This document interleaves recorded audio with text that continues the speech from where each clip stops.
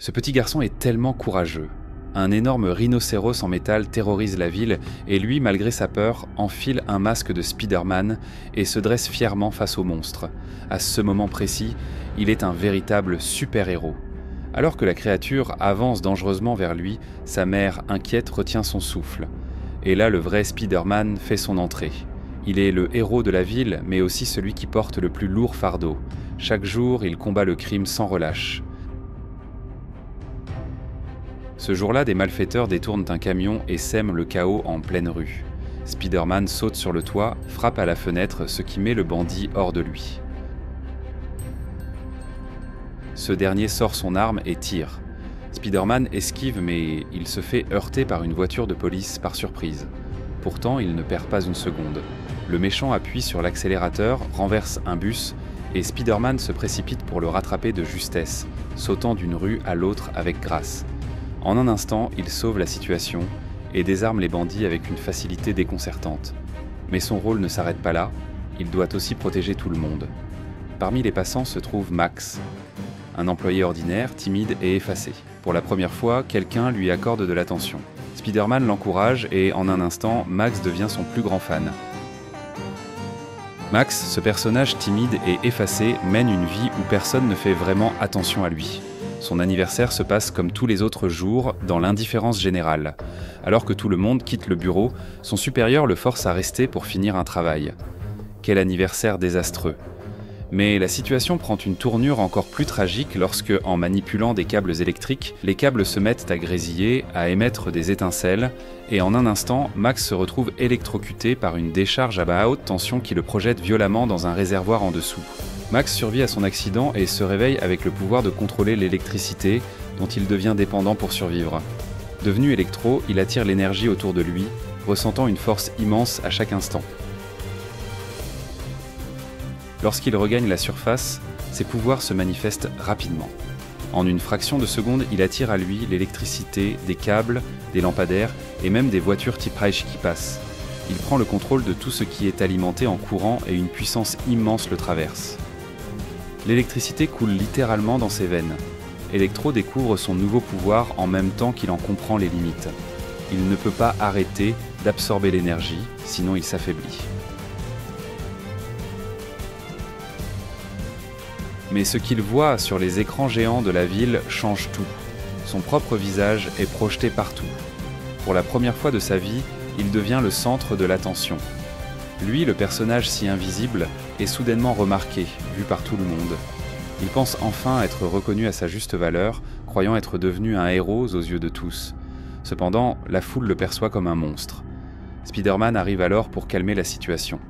Max est euphorique à l'idée de rencontrer son idole, mais à sa grande déception, Spider-Man ne se souvient même pas de son nom. Ce moment le blesse profondément, ravivant ses insécurités et son sentiment d'injustice.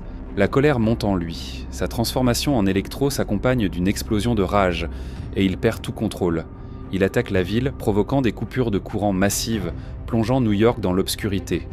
Mais Spider-Man, malgré les tirs électriques qui fusent de toutes parts, ne renonce pas.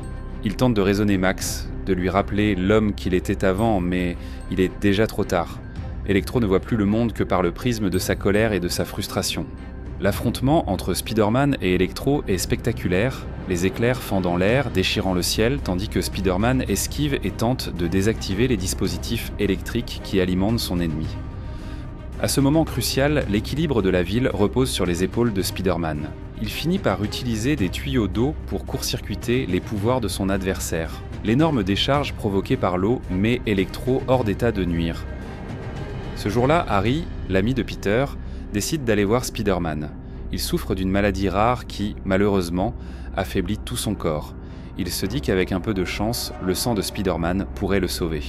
Mais Peter refuse gentiment. Ce refus laisse Harry vraiment déçu. Il finit par retrouver Electro et ensemble, ils préparent leur vengeance contre Spider-Man. Harry donne à Electro une dose massive d'électricité, ce qui le libère instantanément. Ensuite, Harry, sans hésiter, prend le sérum de l'araignée mutante et se l'injecte. Aussitôt il commence à muter, mais la douleur est terrible et il est sur le point de s'effondrer. Harry a enfilé l'armure du bouffon vert. Grâce à ses capacités de régénération, il parvient à survivre. Electro a carrément volé tout le courant de la ville et a commencé à semer la panique dans les rues. Heureusement, Spider-Man est arrivé en un éclair et s'est immédiatement lancé dans une bataille acharnée contre lui. À ce moment critique, une voiture a foncé sur Electro, et c'était Gwen.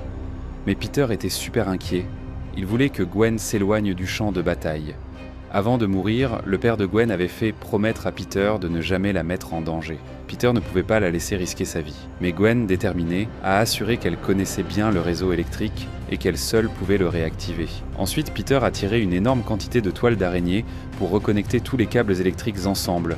Il faisait tout ça pour donner à Gwen l'occasion de réactiver le réseau. Tout d'un coup, toute l'électricité converge dans le corps d'Electro.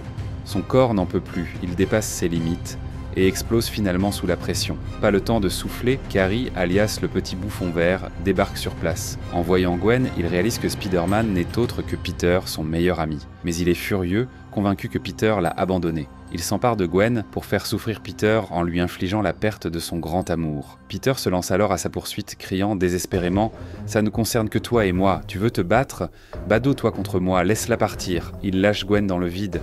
Heureusement, Spider-Man réagit vite et parvient à l'attraper avec sa toile. Mais à cet instant, une bombe tombe soudainement près d'eux. Par chance, ils sont tous les deux indemnes. Peter met Gwen en lieu sûr, puis reprend son combat contre Harry.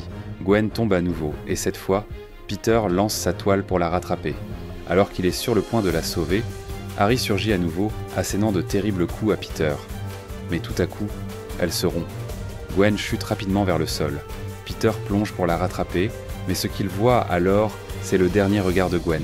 Il tire sa toile de toutes ses forces et l'attrape de justesse. Mais le destin est cruel, et Gwen frappe violemment le sol. Celle qui a toujours combattu aux côtés de Spider-Man l'amour de sa vie n'est plus. Peter est dévasté.